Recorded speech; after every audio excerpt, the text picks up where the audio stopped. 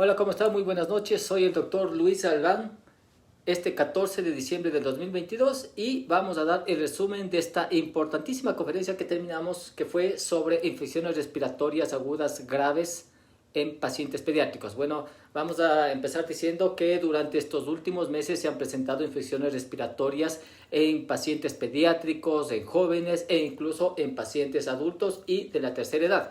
Actualmente ya no solo estamos viendo pacientes con COVID, que durante estos dos últimos años de la pandemia prácticamente era el 90% de pacientes que presentaban estos tipos de problemas respiratorios. Sin embargo, en estos últimos años, como los pacientes pediátricos no han tenido contacto con otros niños de su misma edad, digamos así, los virus respiratorios que eran frecuentes en estas épocas, como el rinovirus, el adenovirus, el influenza, el parainfluenza, están volviendo nuevamente porque los niños ya están yendo a clases, están yendo a las guarderías, el transporte público. Entonces estos virus están siendo un poquito más intensos y de transmisión un poquito más intensa, e incluso se están combinando entre ellos, es decir, hay pacientes que presentan infecciones por virus de COVID, influenza, y a veces, muchas veces también entran infecciones bacterianas como segunda o tercera proceso infeccioso.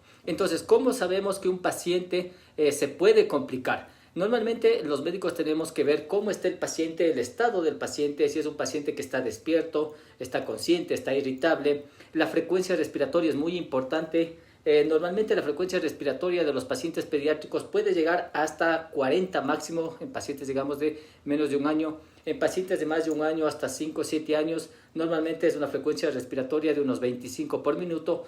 Y en pacientes ya pasados los 7 años o 10 años para arriba, ya es la respiración normal, que aproximadamente es de 16 por minuto. Entonces, si ya vemos que el paciente empieza a presentar frecuencias respiratorias de más de 40 en pacientes de menos de un año, o en pacientes que presentan frecuencias respiratorias de 30 a 35, cuando normalmente debe ser máximo 16 o 20, entonces ya estamos viendo que el paciente se está complicando. A eso le sumamos la frecuencia cardíaca, que normalmente es de 80 por minuto. Si el paciente ya empieza con 110, 120, 130 o 170, estamos hablando de que el paciente ya está teniendo complicaciones cardiorrespiratorias.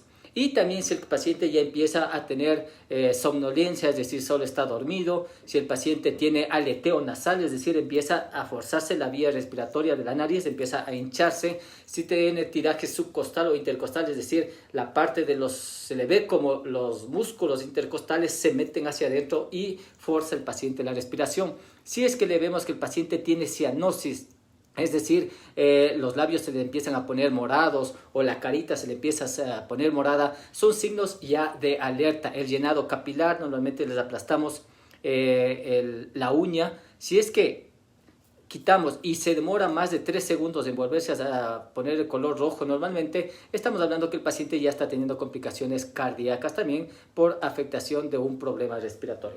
Entonces, debemos al paciente pediátrico o al paciente que presente síntomas siempre estarle revisando estos signos que son muy importantes. Obviamente la temperatura, que normalmente ya son pacientes que presentan 37,8, 38, 35, incluso pueden llegar a temperaturas de 40 grados, que ya son complicaciones que nos pueden llevar a que el paciente presente problemas ya neurológicos como una convulsión.